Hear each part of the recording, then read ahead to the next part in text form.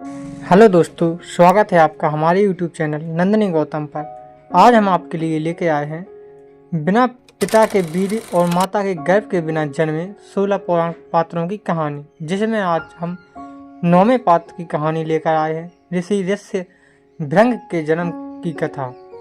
ऋषि ऋष्यशृंग महात्मा कश्यप के पुत्र थे। महात्मा कश्यप बहुत ही प्रतापी ऋषि थे। उनका वीर अमोघ था और तपस्या के कारण अंतःकरण शुद्ध हो गया था। एक बार वे सरोवर में स्नान करने गए।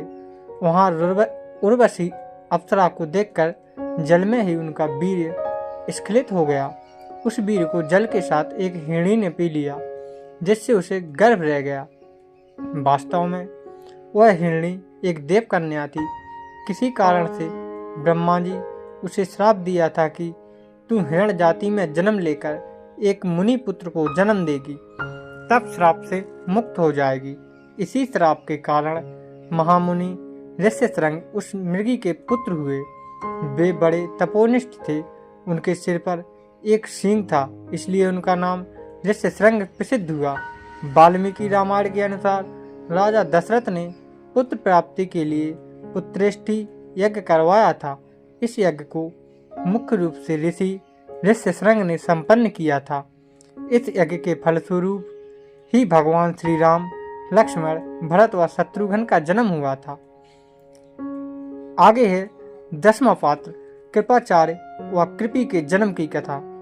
कृपाचार्य महाभारत के प्रमुख पात्रों में से एक थे। उनके जन्म के संबंध में पूरा वर्णन महाभारत के आदि पर्व में मिलता है। उनके अनुसार महर्षि गौतम के पुत्र थे। शरद्वान वे बाणों के साथ ही पैदा हुए थे। उनका मन धनुर्वेद में जितना लगता था उतना पढ़ाई में नहीं लगता था। उन्होंने तपस्या करके सारे अस्त्र शस्त्र प्राप्त किए। शरद्वान की घोर तपस्या और धनुर्वेद में निपुणता देखकर देवराज इंद्र बहुत भयभीत हो गए।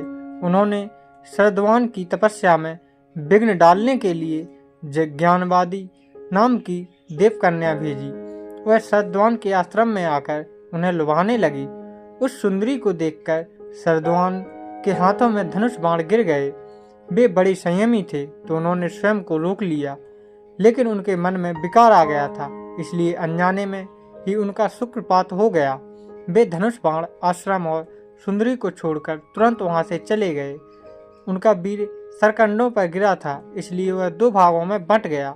उससे एक कन्या और एक पुत्र की प्राप्ति हुई। उसी समय संयोग से राजा शांतनु वहां से गुजरे। उनकी नज़र उस बालक व बालिका पर पड़ी। शांतनु ने उन्हें उठा लिया और अपने साथ ले आए। बालक का नाम कृपा रखा और बालिका नाम कृपि। जब शरद्वान को यह बात मालूम हुई तो वे राजा शांतनु के पास आए और उन बच्चों के नाम, गोत्र आदि बतलाकर चारों प्रकार के धनुर्वेदों, विविध शास्त्रों और उनके रहस्यों की शिक्षा दी। थोड़े ही दिनों में कृप सभी विषयों में पारंगत हो गए। कृपाचार्य की योग्यता देखते हुए उन्हें कुरु वंश का कुल गुरु नियुक्त किया गया। तो आज की हमारी कथा यहीं समाप्त होती है। कमेंट बॉक्स में बताएं यह कथा कैसी लगी। साथ ही हमारे चैनल को लाइक, सब्सक्राइब एवं शेयर करें। मिलते हैं अगले पात्र में।